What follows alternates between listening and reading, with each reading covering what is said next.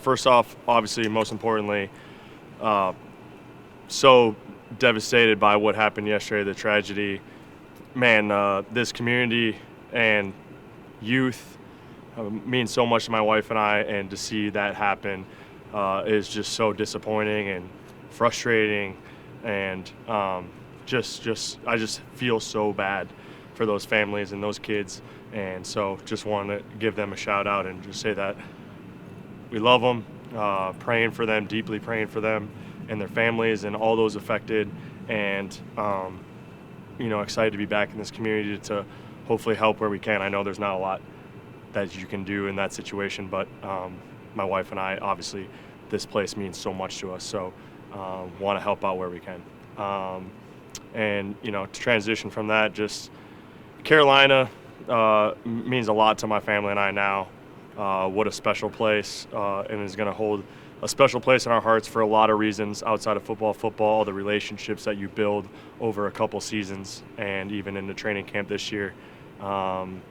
Didn't know this was going to happen until yesterday morning, and so yesterday was an absolute whirlwind, but obviously you guys know without me saying it how much this place means to me, the state, the city, this organization, the Wilfs, coaches, players.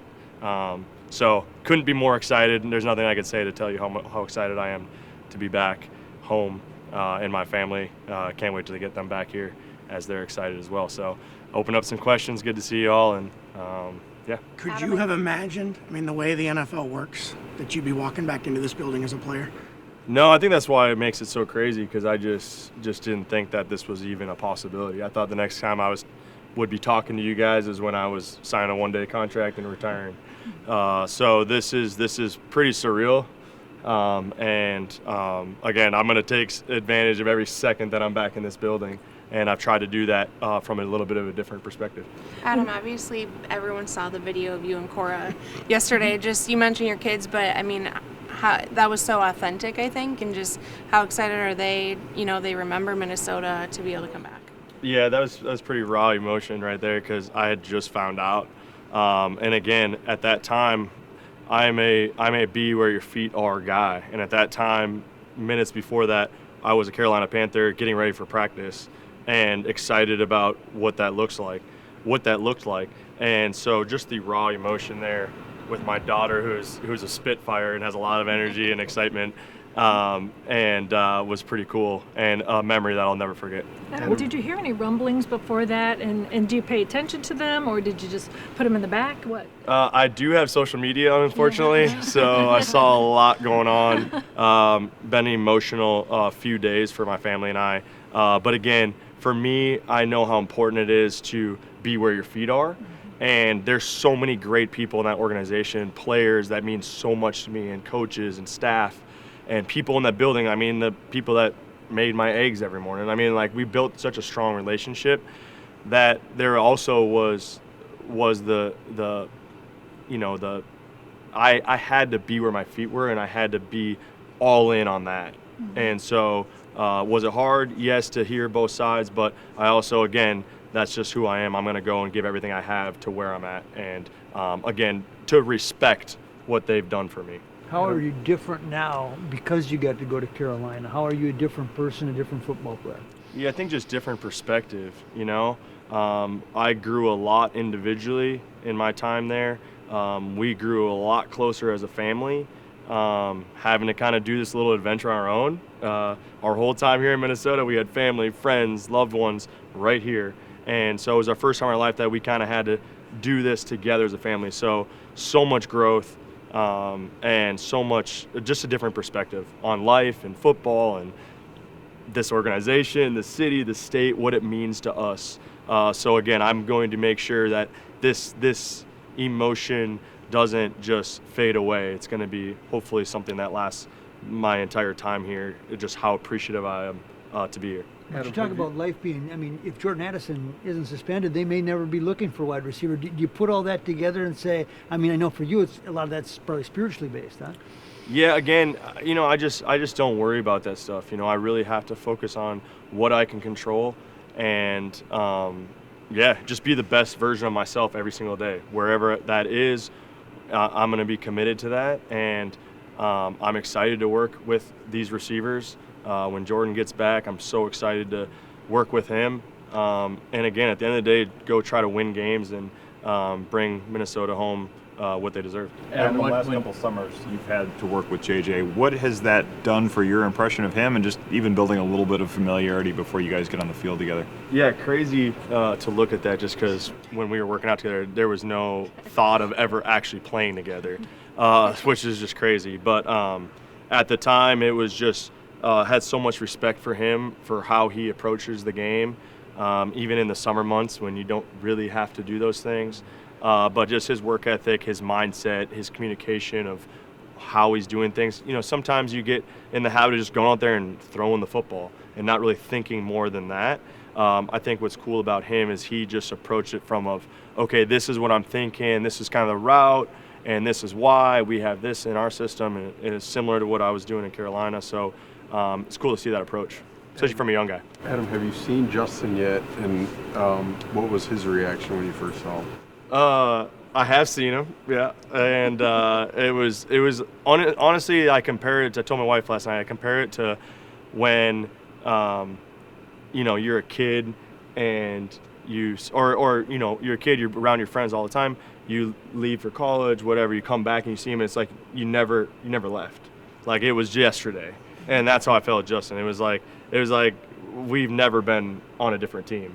And so obviously love that guy to death and have so much respect for him on and off the field, and we have such a great relationship. So and you have good to be back. now. Yeah. Just like him. Don't right? worry, it's fake. So. Oh, okay. Adam, what did you learn from the experience of working with a young quarterback with Bryce over the last 2 years that you can transfer over with JJ? Yeah, I'm not going to get into necessarily comparing the two situations, but I will say this about Bryce because he deserves the respect: is he's a great man, he's a great leader. He's a great quarterback, and you saw that at the end of last year. Just the stuff that he had to go through, the adversity his first 2 years in the league, you don't wish that upon anybody. And so for him to kind of handle that and then to where he's at right now, it just says a lot about his character and who he is and what kind of player he's going to be in this league. So much respect for him, because I probably am not here today. I guarantee I'm not here today without him. Just him trusting in me, him giving me opportunity, and believing in me to be able to still continue to play this game that I love. How do you stay in the league until you're 35? Like what? How do? Yeah. How do you do it? What's the name? Hey, be where your feet are. Seriously, every day, just take advantage of every opportunity, whether that be on the field, whether that be recovery, whether that be time with my family, getting a mental break from football. But yeah, again, and the good Lord has blessed me, right? Like it's a lot of things that I can control, and there's a lot of things I can't control. And I just trust that God's got my back and has been in control, and he's writing his story that he's already had written, and I'm just following his guidance. Adam, Last couple for Adam. Had to play with backup quarterbacks who've had to come in and had success. As you look at some of those guys, Case and some of these guys, what trait did they have a good trait that they all had in common, that they can come in and do what they did? Gamers, guys that can just step in, not have the reps, maybe not have a lot of attention from coaching, whatever, and can just go out there and ball. And just gamers. I don't know necessarily how to break that down, but guys that can just, their passion for the game, their love for the game, their understanding of the game is just at a level that allows them to just go out there and just be free and play football. And those guys all have that trait. Adam, was there a point in this process that you were given a choice about whether this would happen or not?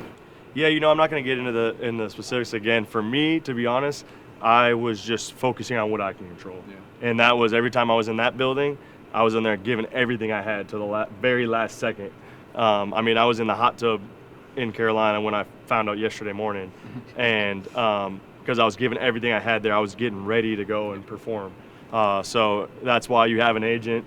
That's why they have GMs. And again, for me, I was just focused on what I can control, because I knew that there was a very realistic possibility that this would not happen. And so I just had to be there out of respect to my teammates. Adam, what is your excitement level playing for Kevin again?